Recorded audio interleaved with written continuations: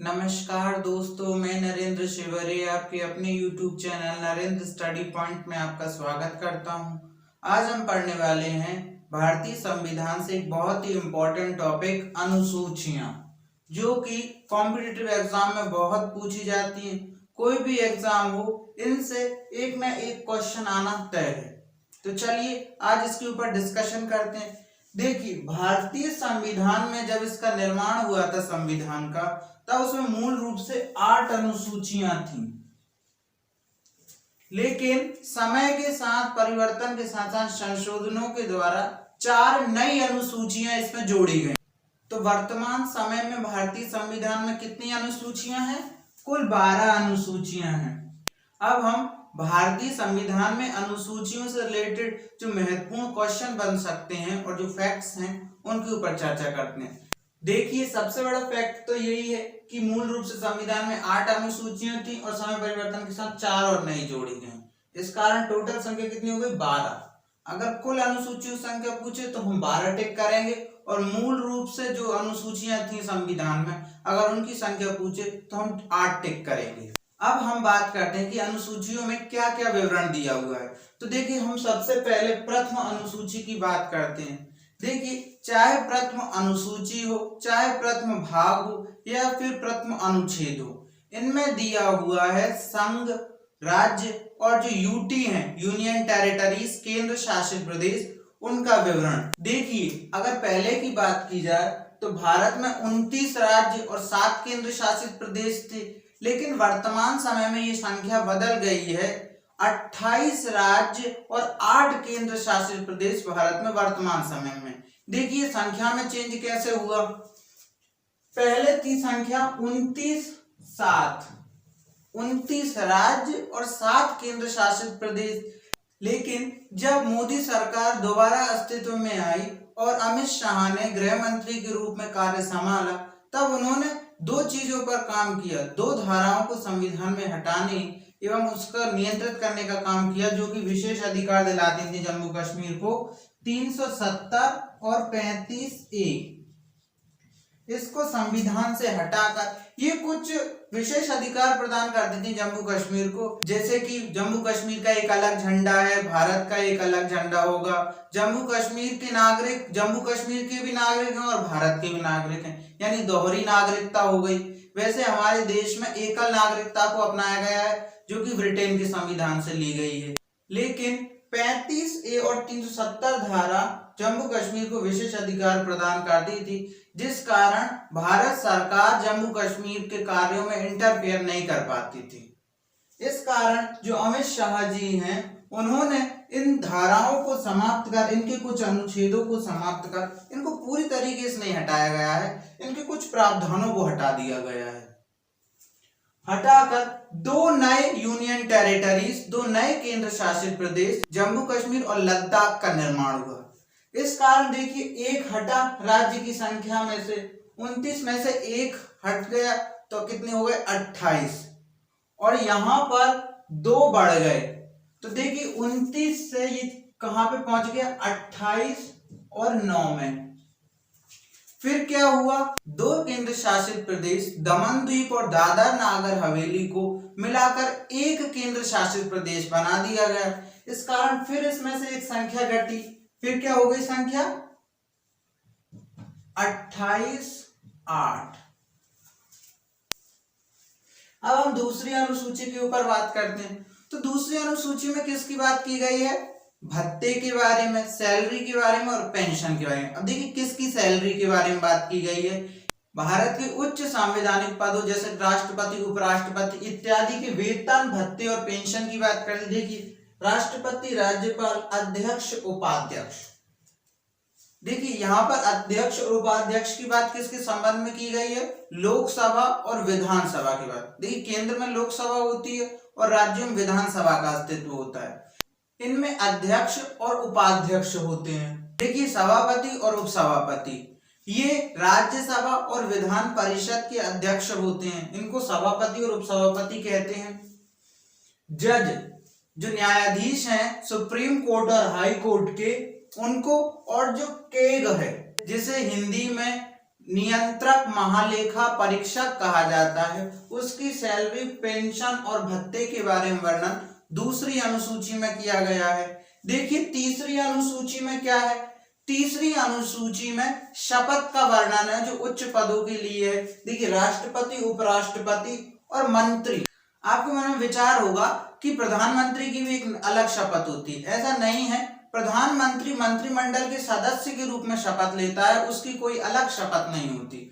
तो राष्ट्रपति, उपराष्ट्रपति, मंत्री और उच्चतम न्यायालयों के जो जज हैं एससी और एचसी, सुप्रीम कोर्ट और हाई कोर्ट के जो जजेस की जो शपथ है उसका उल्लेख भी तीसरी अनुसूची में किया गया है। देखिए चौथी अनुसूची में क्या है, चौथी अनुसूची में राज्यसभा से प्रतिनिधित्व है कि किस राज्य से राज्यसभा में कितने सदस्य जाएंगे। पांचवी अनुसूची में एससी और एसटी, अनुसूचित जाति और अनुसूचित जनजाति, शेड्यूल कास्ट और शेड्यूल ट्राइब्स, इन जातियों के प्रशासन के बारे में वर्णन किया गया है। और जो छठवीं अनुसूची है उसमें एससी की बात नहीं थी, सिर्फ एसटी। देखिए एससी और एसटी होते क्या हैं, एससी को कहते हैं शेड्यूल कास्ट अनुसूचित जाति और एसटी को कहते हैं शेड्यूल ट्राइब्स अनुसूचित जनजाति। तो देखिए शेड्यूल कास्ट कौन थे, अनुसूचित जनजाति क्या थी, देखिए जो समाज का हिस्सा थी लेकिन उनको दबाया गया और उन पे अत्याचार किया गया, जिसे दलित वर्ग के नाम से जाना जाता है, उसे एससी के अंतर्गत रखा गया है। और जो वनों में निवास करते थे, आदिवासी टाइप की जो लोग थे, उन्हें अनुसूचित जनजाति में रखा गया, शेड्यूल ट्राइब्स में। तो देखिए अब जो एसटी है उसके प्रशासन का वर्णन किया गया है छठवीं अनुसूची में। किन क्षेत्रों में, चार क्षेत्रों में, असम, मेघालय, त्रिपुरा, मिजोरम, इन चार क्षेत्रों में एसटी के प्रशासन की बात की गई है। अब हम बात करने वाले हैं सबसे महत्वपूर्ण अनुसूची, सातवीं अनुसूची के बारे में, जो बहुत महत्वपूर्ण है।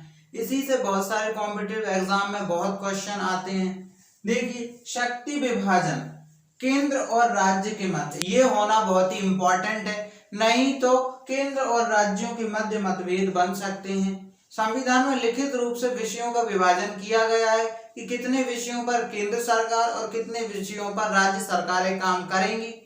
तो देखिए अभी हम इसके ऊपर बात करते हैं। देखिए जब संविधान का निर्माण हुआ था तब विषयों की संख्या थोड़ी कम या ज्यादा थी और वर्तमान में संख्या बदली हुई। तो देखिए जिन विषयों पर केंद्र सरकार कार्य करेगी उसे संघ सूची के अंतर्गत रखा गया है और जिन विषयों पर राज्य सरकारें काम करेंगी उन्हें राज्य सूची के अंतर्गत रखा गया है और समवर्ती सूची के अंतर्गत उन विषयों को रखा गया है जिन पर राज्य सरकारें और केंद्र सरकार कोई भी कार्य कर सकता है, उन्हें समवर्ती सूची में रखा गया है। अब वर्तमान में इनकी संख्या चेंज हुई है, अब हम उस संख्या को याद करेंगे और बिना किसी कंफ्यूजन के साथ हमें वो याद होने वाली है। देखिए राज्य सूची में 66 विषय थे, इसमें से 5 विषय इसने समवर्ती सूची को दे दिए। इसमें से 5 माइनस करेंगे तो हम आ जाएगा अपना 61 और ये 5 हम इसको दे दें तो कितने हो गए 52। अब देखिए संघ है, इसमें 2 अक्षर बने हुए हैं स और घ, हम 5 में से 2 घटा दें तो कितने बचेंगे 3 और 3 हमने संघ को दे दिए, कितने हो गए 97 प्लस 3 100। देखिए आसानी से याद हो गया कि जो राज्य सूची उसमें 5 ज्यादा विषय थे, उसने समवर्ती सूची को दे दिए और 5 समवर्ती सूची को दे दिए 47 प्लस 5 52 और 5 में से 2 घटाकर, क्योंकि संघ में 2 अक्षर हैं इसलिए 3 हमने संघ सूची को दिए तो विषयों की संख्या 100 हो गई। और जो देखिए अवशिष्ट शक्तियां, ये क्या हैं, अवशिष्ट शक्तियां जैसे कि भविष्य में आने वाले विषयों की जानकारी नहीं है, जो भविष्य में जो विषय क्रिएट होंगे, जनरेट होंगे, उनको संसद या केंद्र के पास रखा गया है, उन पर कानून बनाने की शक्ति है वो केंद्र के पास है, संसद के पास है। अब हम बात करते हैं 8वीं अनुसूची। देखिए जो 8वीं अनुसूची है वो भाषाओं से संबंधित है। जब संविधान का निर्माण हुआ था तब भाषाओं की संख्या 14, देखिए वैसे तो बहुत सारी भाषाएं हैं लेकिन संविधान में मानक भाषाओं के रूप में जिन भाषाओं को स्वीकार किया गया उनकी संख्या 14 थी। लेकिन समय के साथ परिवर्तन होते होते इनमें कुछ और भाषाएं ऐड की गई, कुल 8 भाषाएं और जोड़ी गई और अब इनकी संख्या 22 हो गई है। देखिए, सबसे ज्यादा प्रायोरिटी देनी है भाषाओं के नामों को, उसके बाद प्रायोरिटी देनी है हमें संविधान संशोधनों को, और उसके बाद जो बची हुई प्रायोरिटी है वो हमें सन को याद करने में देनी है। सन ज्यादा नहीं पूछे जाते, ये चीजें ज्यादा पूछी जाती है, भाषाओं के नाम और संविधान संशोधन। तो देखिए, 21वें संविधान संशोधन 1967 के द्वारा जोड़ी गई सिंधी भाषा और 71वें संविधान संशोधन 1992 में 3 भाषाएं जोड़ी गई। देखिए, अब हम इसे ट्रिक से याद करेंगे, कोंकणी, मणिपुरी और नेपाल। कोंकणी, मणिपुरी और नेपाली, इसको हम एक शॉर्ट ट्रिक बना देते हैं, कोनेम।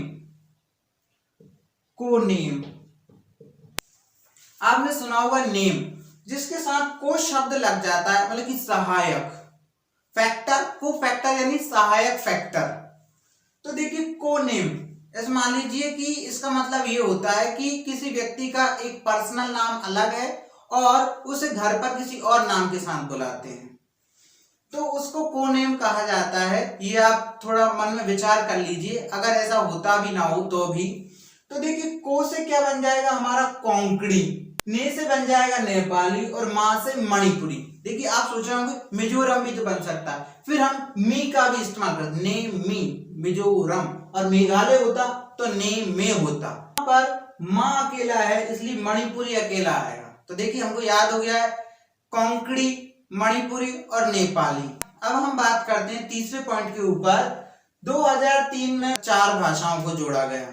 4 भाषाएं कौन सी, संथाली, मैथिली, बोडो और डोंगरी। देखिए, अब हम इनको भी ट्रिक से याद करेंगे। इनके लिए एक ट्रिक बनाई है, मैं संबोडो।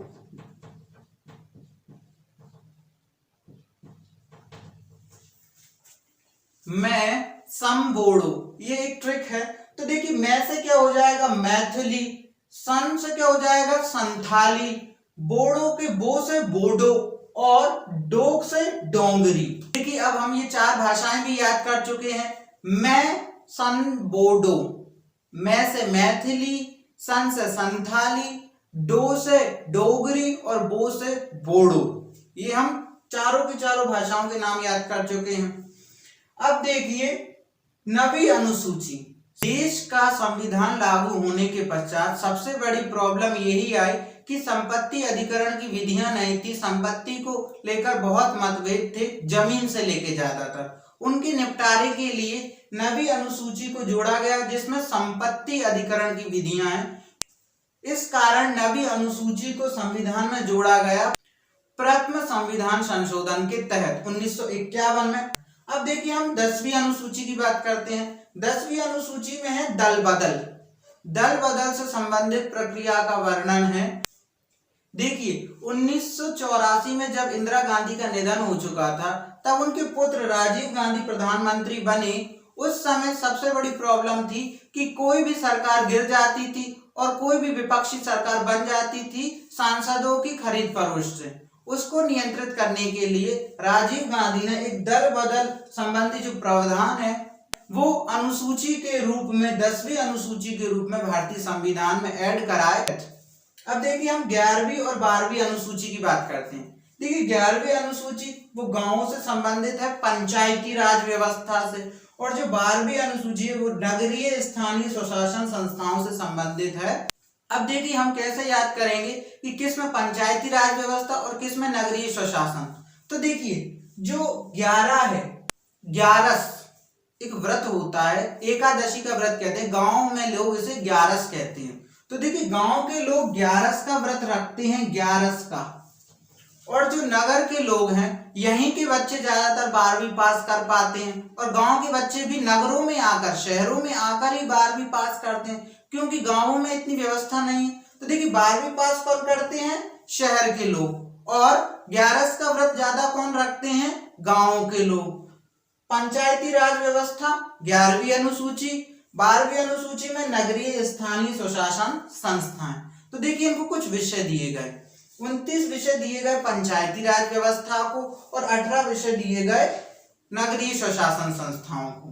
तो देखिए अब इनमें थोड़ा कंफ्यूजन हो सकता है। तो देखिए गांवों में कम व्यवस्थाएं होती हैं, उन्हें विकास की ज्यादा जरूरत है, तो उनको ज्यादा मिलना चाहिए, इस कारण उनको ज्यादा विषय दिए गए 29 विषय। और नगरों में तो बहुत सारी जो सुविधाएं हैं वो पहले से ही अवेलेबल होती हैं, तो उनको कम सुविधाओं की आवश्यकता होती है, इस कारण उनको 18 विषय दिए गए हैं नगरीय स्थानीय स्वशासन संस्थाओं को।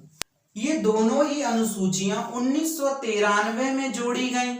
जो पहली अनुसूची है वो 73वें संविधान संशोधन और जो 12वीं अनुसूची है वो 74वें संविधान संशोधन के अंतर्गत जोड़ी गई। हम भारतीय संविधान में वर्णित 12 अनुसूचियों से रिलेटेड सारे फैक्ट्स कंप्लीट कर चुके हैं। अगर आपको अनुसूचियों से रिलेटेड कोई डाउट है तो आप हमें कमेंट कर सकते हैं। इसी के साथ ये वीडियो यहीं समाप्त होता है। आई होप आपको ये वीडियो पसंद आया हो। ऐसी इंटरेस्टिंग वीडियो पाते रहने के लिए हमारे चैनल नरेंद्र स्टडी पॉइंट को सब्सक्राइब कर दें, बेल आइकन प्रेस कर दें ताकि आने वाली वीडियोस की नोटिफिकेशन आपको मिल सके। वीडियो को लाइक करें और दोस्तों के साथ शेयर करें।